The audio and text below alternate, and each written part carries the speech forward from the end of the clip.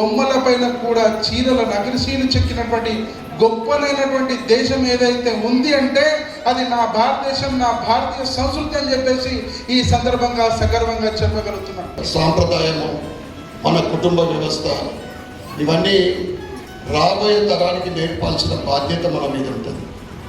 భారతదేశం లోపల అంతర్గత యుద్ధము నిర్మాణం చేయాలనేటువంటి ఉద్దేశంతో అమెరికా సిఐఏ ఏజెంట్ నుండి బంగ్లాదేశ్, పాకిస్తాన్ ఇలా అన్ని శత్రు రాష్ట్రాల నుండి ఏ రకమైనటువంటి కుట్ర పన్నుతున్నారు, ఎంత దారుణమైనటువంటి పరిస్థితి ఈరోజు భారతదేశంలో నెలకొలింది అనేటువంటిది అన్ని ఉదాహరణలు చూస్తే మనకి అర్థమవుతుంది.